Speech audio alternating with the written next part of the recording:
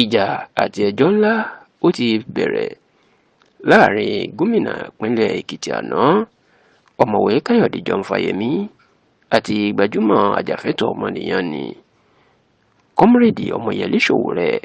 Kódà táwọn méjèèjì tán ti gbéra wọn lọ sí ilé ẹjọ́ báyìí tó sì jẹ́ wípé wọ́n ti ń tú àṣírí ara wọn ní ilé ẹjọ́.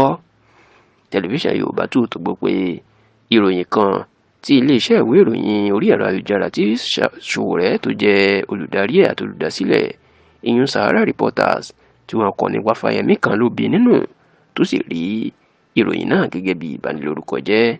Èyí la gbọ́ pé ó jẹ́ kí Fáyẹmí kó gbé Sowore àti iléeṣẹ́ Sahara Reporters kó gbé wọn lọ sí ilé ẹjọ́ tó sì ń béèrè owó ìtanràn ńlá gẹ́gẹ́ bí owó gbàmábìínú lọ́wọ́ Sowore àti iléeṣẹ́ ìròyìn Sahara Reporters ṣùgbọ́n lọ́jọ́ ajé tí í ṣe ọjọ́ Monday ọ̀sẹ̀ tí í ṣe ọjọ́ 10 oṣù kẹfà tá a wà yìí ìní Sowore máa fèsì sí ẹjọ́ tí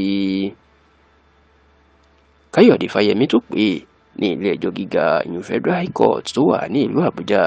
Nígbà tó ń sọ̀rọ̀, Sowore nínú èsì tó fọ̀ nípasẹ̀ agbófin ìyún amòfin Tọ́pẹ́ Tẹ́mùkùn ìlú sì jẹ́ kó di mọ̀ o wípé kí ilé ẹjọ́ má ṣe dá Fáyẹmí lóhùn o.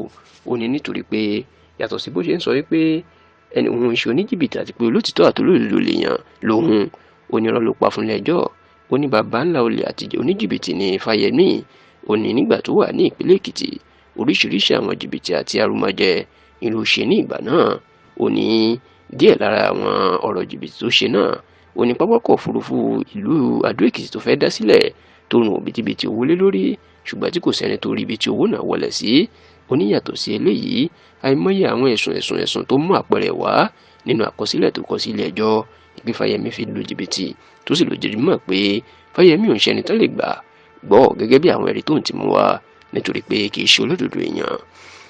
Ní báyìí ọ̀gbọ̀n ẹjọ́ ó ti bẹ̀rẹ̀ láàrin Fáyẹmí àti Sowore o táwọn méjèèjì tí wọ́n sì ti bá ọ̀rọ̀ wọn dé ilé ẹjọ́ gíga ti ìlú Àbújá.